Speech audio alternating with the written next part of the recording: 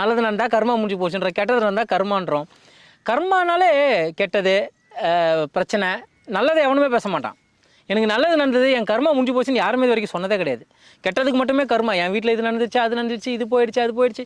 நீங்கள் என்ன செய்கிறீங்களோ அதுக்கான விளைவு தான் உங்களோட கர்மா. நீங்கள் வந்து அதை அடுத்த ஜென்மம், முன் ஜென்மம் இதுக்கெல்லாம் போகாதீங்க. ஏன்னா இதெல்லாம் உங்கள் கண்ணுக்கே தெரியாது. இந்த ஜென்மமும் இப்போ வாழறது தான் நிஜம். இங்கே நீங்கள் என்ன செய்கிறீங்களோ அதுக்கான பலன் உங்களுக்கு உண்டுன்ற இடத்துக்கு நீங்கள் போயிட்டீங்கன்னு வச்சிங்களேன், ரொம்ப நிம்மதியாக வாழ்வீங்க. நீங்கள் அடுத்த ஜென்மத்துக்காக இங்கே புண்ணியம் செய்வீங்களா, இல்லை இங்கே செஞ்ச பார்த்து அடுத்த ஜென்மத்தை போய் அனுபவிப்பீங்களா? உங்கள் கண்ணிலே இல்லாத விஷயம் இல்லையா? இது எப்படி நடக்கும்னு கூட தெரியாது. இது என்ன இது? இந்த ஸ்டேட்மெண்ட் யார் ஹோல்ட் பண்ணுறா? யாருன்னா உங்ககிட்ட கொடுக்க முடியுமா? சார் உங்களுக்கு வந்து இந்த வருஷம் இவ்வளோ கர்மா சார், இவ்வளோ குறைச்சிங்க சார், இவ்வளோ பேலன்ஸ் இருக்குது சார், இவ்வளோ புண்ணியர்.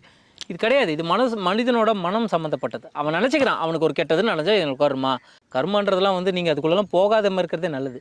இந்த இடத்துல நீங்கள் என்ன செய்கிறீங்களோ, இந்த வாழ்க்கையில் நீங்கள் என்ன செய்கிறீங்களோ அதுக்கான பலன் உங்களுக்கு உண்டு. அவ்வளோதான் கர்மா.